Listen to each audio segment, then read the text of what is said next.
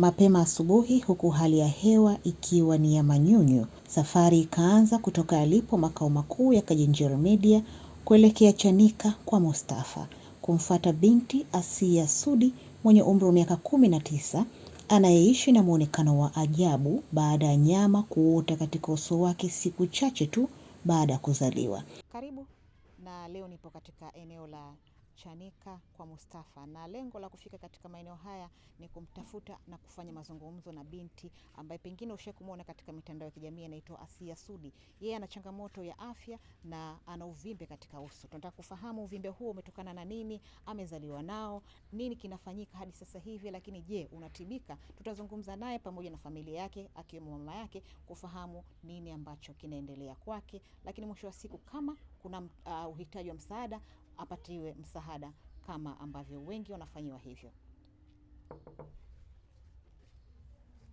Hodi. Asante, mambo mzima za hapa? Tumekukuta wewe shuga yangu. Haya, tumekaribia. Asante. Haya. Nimefanya mazungumzo naye pamoja na mama yake mzazi kufahamu zaidi hali anayoishi nayo binti yake. Asia ni mtoto wangu wa pili. Nimemzaa 2007. Nimemzaa katika hospitali ya Kisarawe. Nilivyomzaa alikuwa sio hivi alivyokuwa. Alikuwa ana uvimbe lakini ni kiasi. Usoni ni hivyo. Upande huo aliokuwepo ulikuwa kama ni wekundu. Lakini baada ya kumzaa pale wakatutoa pale wakatupeleka Muhimbili. Muhimbili kule tukawa tunafanyiwa uchunguzi, anafanyiwa matibabu. Tukakaa kama miezi mitatu. Miezi mitatu tukapewa ruksa, tukapewa dawa tu za kutumia kuna ile jicho niliofunga, tukarudi nyumbani. Baada ya kurudi nyumbani tukawa tunaambiwa kila wiki tuwe tunahudhuria. Kwa nikawa nampeleka kweli, anakuta madokta, anafanyiwa check up. Mpaka kila anafanyia check up pale tukahamishwa. Tukapelekwa Msasani. Msasani kule wakawa kweli unakuta madokta wanamchukua, wanamuingiza kwa fieta, sijajua walichokuwa wanamfanya, akitoka huwa anavimba zaidi ya hapo na analia. Vikaanza kumtoka hivi vidude. Vikimtoka wakikata vinazidi zaidi ya 3, 4. Ni vingi mpaka kwenye urimi. Kwa hiyo wenyewe wakawa wamesitisha, wakawa hawajamkata tena. Na walikuwa wanasema ukipelekwa hivyo wanasema tatizo ni nini? Ni kweli tatizo lilikuwa bado hatujaambiwa. Ila walisema watamtoa nyama, wataipeleka nje ili wajue tatizo ni kama ni kansa au nini. Kwa kweli wamemtoa nyama, tulivyorudi hospitali wakasema sio ni kansa. Ni tatizo ni la kutibika. Kwa hiyo wakatutoa pale tena wakaturudisha Muhimbili. Muhimbili kule tukalazwa. Tumelazwa, wakaja mara mwisho ndio wakaja kumkata hicho kidude cha kwenye urimi. Walipomkata hicho ikawa ni mwisho. Akatuambia huyu inatakiwa aende nje. Sawa, akatuambia kakaeni kama mwezi mrudi. Kwa hiyo tumekaa kama mwezi, tumerudi hospitali, tunadamuka, tunakaa hapa, tunaweza tukawa wa kwanza au wa pili. Lakini tunashinda mpaka jioni ni hamna matokeo yoyote. Tunarudi nyumbani tunaambiwa labda ndoeni siku nyingine. Kweli siku nyingine tena tunarudi. Na tunavyorudi tena ni vile vile. Tunashinda, tunarudi. Hamna. Kwa hiyo mpaka jioni madokta ndio wanabaki kushangaa, Asia bado upo? Tupo. Mama Asia bado mja bado. Basi na maana tumefuatilia mpaka mwisho tukaambiwa mrudi nyumbani tutawapigia simu. Muhimbili. Toka na miaka 7. Sasa nikaona kwamba naenda hospitali na sipati msaada wowote. Na sina mtu wa kunisaidia. Kabidi basi nipunzike, nikawa tu naenda kwenye maombi, naenda huku hivyo. Akiuma kama hivyo, mara akiota vidonda kama hichi kilikuwa kidonda kikubwa. Naenda tu hospitali, maduka ya dawa, napata dawa, nampa. Hivyo ndo mpaka sasa hivi hapa. Changamoto hii pengine katika familia yako kutokea kitu kama hichi, labda mtu mwenye uvimbe wa design hii? Hapana. Hapana. Yule aliwaleta hapa ndo dada yake wa kwanza, yeye ni wa pili. Pengine shule sasa katika ukuaji wake hali hii, unasema mwanzo hakuwa amezaliwa kama hivi, kutoka tu hivi vipele vidogo vidogo, anavyokuwa vinazidi. Huu uvimbe tunaomwona nao leo hii aliupata katika kipindi gani? Tangu mdogo au katika kipindi hicho ambao tayari ishakuwa binti? Toka anavyokuwa na huu uvimbe ndo unazidi. Ndo unazidi, na shule ndo hivyo. Mwanzia hapo ni shule ya msingi hapo Kigogo, amesoma hapo. Ni hivyo anapitia changamoto kwa wanafunzi wenzie, lakini nashukuru kutokana na mtoto wangu ni mjasiri sana. Ni anakomaa, mara wengine ukija wamemtoboa, mara hivi wanamgusa, wengine wanamcheka, wengine hivyo, lakini mwenyewe huyo anawajibu. Basi ni hivyo. Nashukuru amesoma mpaka amemaliza darasa la 7. Kwa sababu hapo alipo alikuwa anatumia sana hospitali kuliko shule. Ni muda mwingi, kwa hiyo mpaka mwenyewe hapo anatamani kusoma lakini amekata tamaa, na anatamani pia kupona lakini hajui anaponea wapi. Amemaliza 7 mwaka gani? Pengine ilikuwaje sasa baada ya kumaliza kuendelea? Ndio hivyo, labda mnaona changamoto, watu watamcheka watoto wenzia au nakuwaje?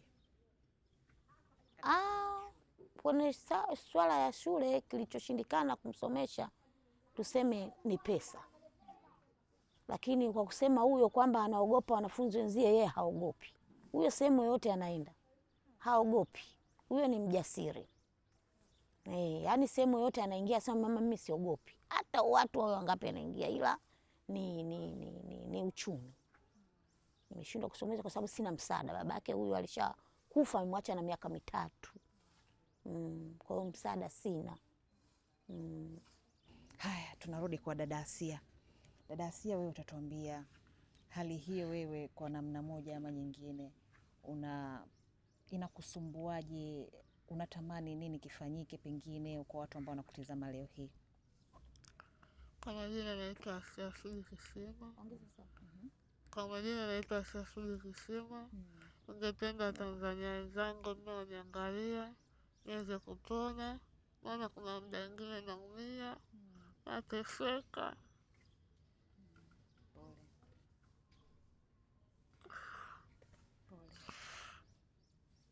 Naomba nisaidie.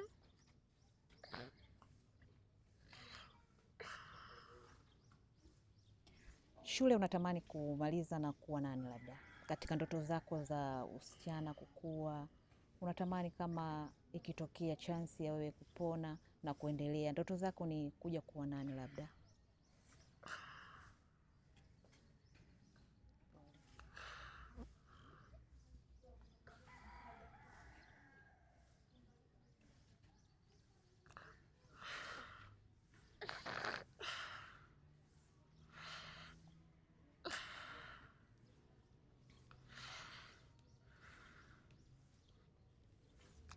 Ningependa kumaliza shule niwe dokta.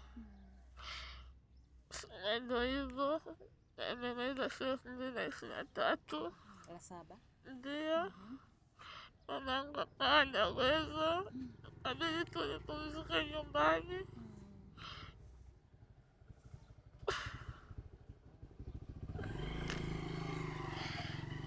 Naomba nisaidie niweze kupona.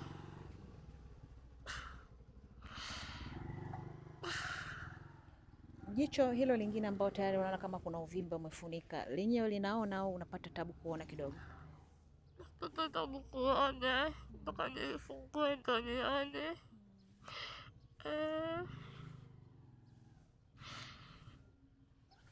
Kupumua inakuwaje katika swala zima la naona kama pia maeneo mengi yamepata uvimbe, swala la pumzi na lenyewe pengine inakuwaje? Ni chakula gani pengine pia unakula? Nakula vitu vilaini. Na kwenye kupumua kuna muda napata shida, zingine nyota hadi puani.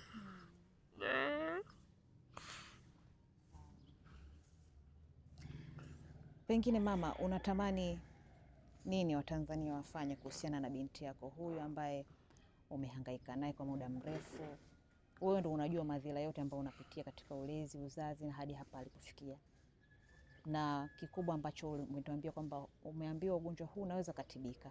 Pengine Watanzania wizara mbalimbali zinakutizama hapa, mawaziri, viongozi mbalimbali, watu maarufu wanakutizama hapa, unatamani nini wakusaidie ili binti yako huyu pengine apate ahueni kwa hali hii ambayo anayopitia? Mimi kama mzazi siridhiki mtoto wangu jinsi alivyo. Mzazi anatamani mtoto wake amzae aliyekuwa awe salama, awe vizuri. Mimi nawaomba Watanzania, namuomba Mama Samia, nawaomba waziri, nawaomba Watanzania wenzangu, mnisaidie mtoto wangu apate huduma, apone, awe kama wenzie. Ndio ninachoomba. Nawaomba Watanzania, naomba mtoto wangu apate kutibiwa, apate uzima, awe kama wenzie, kwa sababu ni anapata tabu na mimi mwenyewe pia napata changamoto. Sababu kuna muda mwingine hii sehemu hii sikio hilo huwa linavubuka usaa mzito na una harufu kali. Kutokana mimi ni mzazi, sina jinsi. Na hapo muda mwingine pia huwa anatoa harufu kwa hali aliyokuwa nayo.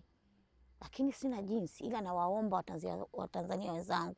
Najua halishindikani hili kwa Watanzania kwa sababu tunapendana.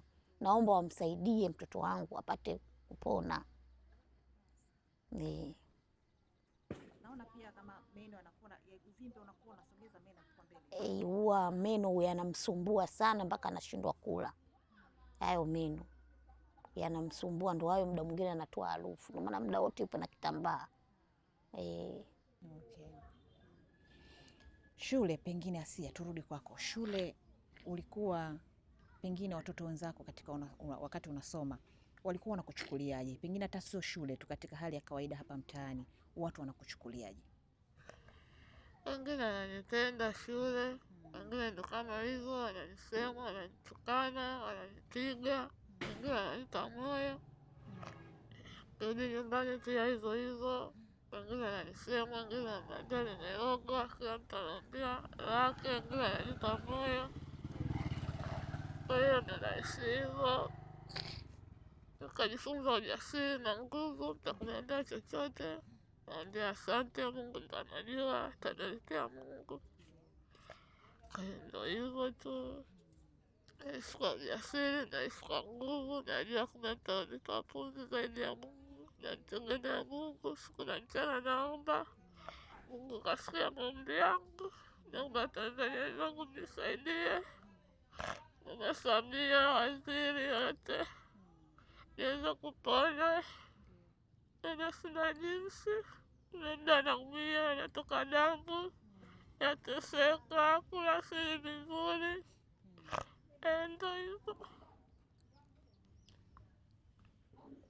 Katika maisha ya kawaida kila mtu anakuwa na matarajio yake. Pengine kwa hali hiyo bila shaka unatarajia kupona, lakini unawaambia nini watu ambao wanakuchukulia vibaya, pengine kwa kukejeli, kwa kusema vibaya?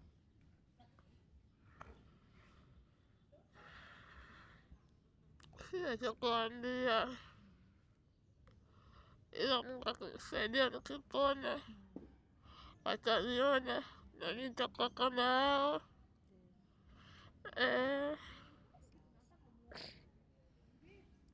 Haya, Mama Asia, msema mtoto wako wa pili, una watoto wengine wangapi pengine, na hao wengine wanamchukuliaje? Majirani hapa unaishi nao vipi katika swala hili? Labda ukitembea naye wanamchukulia ni mtoto aina gani, au majirani wanakupa moyo kwa kiasi gani? Nisiseme uongo kuhusu majirani labda wanamchukulia vibaya. Hapana, majirani wanamchukulia vizuri, wananisapoti, ni wana moyo. Ni hivyo, ni Asia, ni watu wanampenda, ni wachache wanaomkejeli na kumcheka, lakini kwa majirani zangu naishi nao vizuri na wanampenda na wanamjali. Asia, unajua kupika shoga yangu? Chakula gani unapenda kupika? Napenda kupika ububu na maharage. Na unakula ububu na maharage ndio chakula unachokipenda bila shaka? Ndio. Kazi nyingine ambazo unapenda kuzifanya tofauti na kupika, kitu gani pengine katika ile usichana wako? Unajua ni msichana mzuri, ndio hivyo tu maradhi. Unapenda kufanya vitu gani? Kuosha vyombo, kufagia, kuja deki chooni na ndani, kuchota maji, na kazi zingine za kawaida, kufua. Yote unaweza nafanya. Sawa. Na hapa majirani wa mama yake Asia wakawa na haya ya kusema. Asia namjua kwa muda mrefu, takribani niko hapa katika mji huu wa Pugu Kigogo kwa Mustafa yapata miaka 9 sasa. Na tangu tumejenga hapa tukiwa tumepata eneo baada ya kupita kwa mwenyeji wetu uko akina Mpunye akina Bimchina. Kwa wastani nimemkuta Asia akiwa na maradhi aliyokuwepo nayo yale. Na nilijaribu kuhoji kupitia kwa mama yake tatizo ni nini, na ili kutaka nimpeleke kwenye taasisi hasa za kidini, manake ndio kunapatikanaga misaada hiyo. Lakini nilikutana na mazungumzo ambaye yalinifariji na mengine nikaona kama ni ya kudhulumu. Kwa sababu mama mzazi wa Asia aliniambia walikwisha kuja watu chungu mzima, hasa wafadhili, wanampiga picha, wanakwenda nazo, wanakujua yeye, wanaleta msaada kidogo wa shilingi 2-3. Matokeo yake ilifikia Asia ende akatibiwe nje ya nchi, kwa maelezo ndio yapata. Lakini kilichoonekana kulifanyika mchezo mchafu, jina la Asia likawa kenda mtu mwingine kutibiwa nje. Nilisikia huzuni sana na nilipata aibu. Ni mtoto mtiifu, ana mzuri katika masomo, lakini ni kwamba tatizo msaada upatikani. Kwa hiyo ni kwamba mimi ni jirani yake kwa miaka 9 hii niko hapa. Na kuwepo kwangu hapa kumekuwa bahati nzuri kwa sababu mimi nimemjua Asia tangu hawajaanza kujenga hapa. Wao wamekuja kujenga baada ya sisi. Lakini kwa kweli ni kitu ambacho anataka msaada. Na kibaya zaidi ni kwamba vyombo vya habari vingi havizunguki kutafuta watu wenye mahitaji. Sasa kitu kama hichi kikitokea kama nyinyi hivi ni jambo jema sana, kwa sababu tulikuwa tunaomba serikali ina mafungu haya. Taasisi nyingi za kidini zinayo mafungu haya kuwasaidia watu. Zingejaribu kufanya jukumu hilo la kumtazama, je, tatizo lake haliwezi kutatuka? Kwa hiyo ilikuwa ni moja ya kumuombea msaada, kwa sababu familia yake na mimi kama nikiwa ni jirani yake hatuna jinsi ya kuweza kumwezesha akakwamua tatizo lake. Kwa sababu historia ilivyoanza ni kama kijipere tu ndio kilivyoanza. Na kwa miaka tuliokuwepo nao ni tatizo linazidi. Hiyo ndo hali halisi ilivyo. Kwa hiyo tulikuwa tunaiomba wizara waziri mwenye dhamana, Mheshimiwa Rais na makamo wake, taasisi za vyama dini, vijaribu kumtazama huyu mtoto kupitia tamasha hili la kipindi hichi, hasa nyinyi mliotokelea kufanya jukumu hili. Wamtafutie jinsi gani ya kuweza kumwezesha kutokana na hali yake. Maana hali yake inajionyesha. Sio kusema labda mtamwezesha ndio pengine anunue gari, ajenge nyumba. Anachoisada ni kupata msaada wa matibabu ili na yeye awe katika hali nzuri kama sisi. Kwa kweli ni mtoto mtiifu, na we mwenyewe kama unavyomuona ni mtoto wa kike. Na kwa bahati nzuri ninashukuru Mungu, kwanza kata ya hii Pugu kwa Mustafa hakuna mtu anamnyanyapaa. Yaani unavyomuona Asia anajichanganya sehemu zote, na sisi wote tunaishi Pugu hii kwa Mustafa tunajichanganya naye, ni mtu wa kawaida. Lakini tunapotoka naye kwenda naye tofauti ya Pugu hii, watu wengine mpaka wanamuogopa. Kwa hiyo kidogo inakuwa wakati mwingine inampa unyonge. Kwa hiyo tunaomba sana serikali, taasisi za vyombo vya kidini wajaribu kuunganisha nguvu, kama kuna uwezekano wamsaidie huyu. Mimi namfahamu Asia muda mrefu sana sana sana. Tokea enzi hizo marehemu babake yupo, anazaliwa Asia namuona. Unaona, kwa kweli tunaweza tukaongea mengi sana sana sana, lakini kikubwa mno Asia apatiwe matibabu. Sababu Asia anateseka. Hata yeye mwenyewe anajisikia vibaya pindi pale akienda sehemu ambao wasiomjua wanamkimbia watoto. Unaona Kwa hiyo matibabu ni muhimu. Kwa hiyo tunaomba kilio hichi kiwafikie wote. Wote wa Tanzania wote, kila mmoja wao aguse.